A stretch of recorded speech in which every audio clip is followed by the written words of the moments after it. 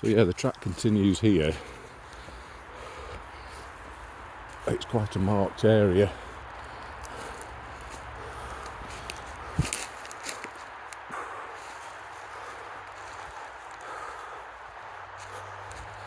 You